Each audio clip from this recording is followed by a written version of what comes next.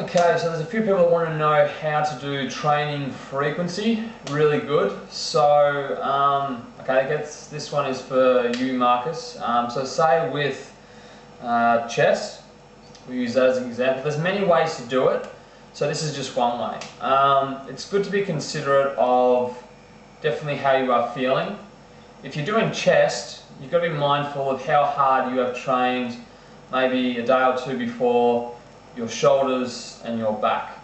So essentially this is what people need to consider, that the body is literally separated like left and right, through the middle, split forwards and backwards, and then different segments on the way up. So if we're talking about side on, for example, the chest fly machine, when we're doing this, it's not about weight. You see a lot of people, they'll do it and lean forward, so you're using shoulders, rear delts to help push the movement forward. If you want to get better results, less strain on tendons, ligaments and the joints, because when they're tight and pulled, the muscle gets sorer for a lot longer when it actually isn't, so it gets pulled. So this is why it's so important not to lift like a power lifter, which I see everyone doing, and they want to get big and train more often, that muscle group and not feel as sore. So if you can take that for example, so the idea, so we'll use the fly machine for one. So suck in the core, you seated down. Shoulders, depending on how you want to do it, I would either say neutral or shoulders protracted back. And this way, and with the core sucked in, focusing on keeping that in the whole time, you're then very restricted with the way you do a movement. Now if I'm to elongate my spine, which a lot of people do, and then arch their back when they're in the chair, you become a lot more freer to move. However, when that comes into effect, then the shoulder and other supporting rhomboids start to come into effect to help do the movement, because you are more elongated, you're more free. So tighten the abs, lock down, and you're literally just stuck here like that. If you do that, stand and lock your abs down, put your arms out there, and move by keeping your abs there, you'll feel a lot more restricted in the movement, and that means you are isolating a muscle group a lot better, which is the whole idea, depending on what you're trying to achieve. Okay, so with say a 3-day schedule with frequency, okay, so if you want to start with, so you did chest and you did bar presses. Today you did, I think it was dumbbell with flies, and then the next day I would be doing more your, because you'll be so hammered, we'll do a couple of presses, incline. You've got to keep in mindful though, because everyone's different, your front shoulders will probably get quite tight with a lot of presses. So that's why with those fly presses today, it was here, not here. So when you do here, you activate front shoulder a lot more, neutral, more your humerus, so bicep comes into effect, and tricep a lot better as a supporting muscle. So probably if it was me, I would go by feel. Look, your front shoulder might be too tight, so even just sticking it to cables or the seated chest machine.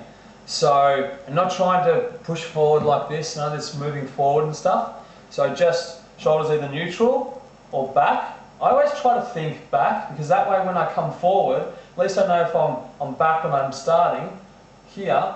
When I come forward, I probably will be in neutral. If I start neutral, I might go like that. Don't worry about the weight. Just go for the reps. So I pretty much wrote down on there for you what to do. So 40-second rest usually, or 30 or 20-second rest, because you're so hammered, you want to get in, smash it, get it done. And I believe by having less rest, you recruit more fibers, you're going to create more strength, more density, and you're overtraining essentially, so the muscles are getting so destroyed. But it will feel, you'll probably need definitely a good, depending if you swim, stretch, massage, 5 days off, even more, depending as well then on your amino acids, how many you're getting in, and protein.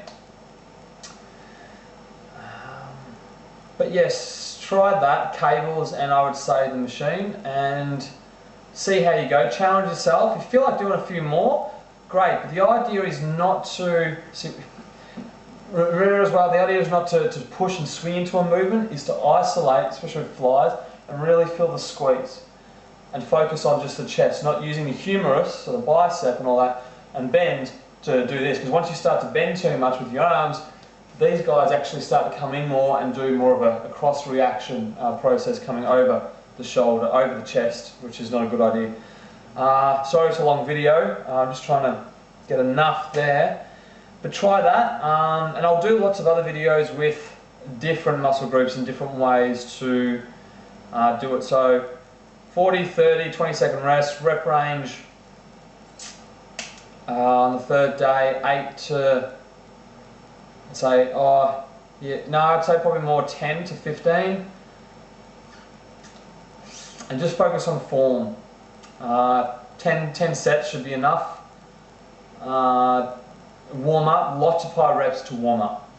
And then wait about 3 minutes and then get into it.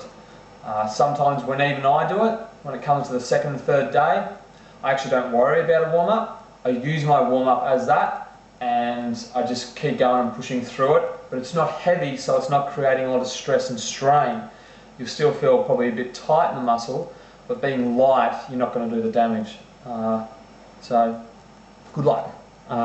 Yeah, anything more, just let me know, and I'll do more videos like this. It's a lot easier to do this rather than type. That's if you can remember it all and just go over a few key points. Cheers.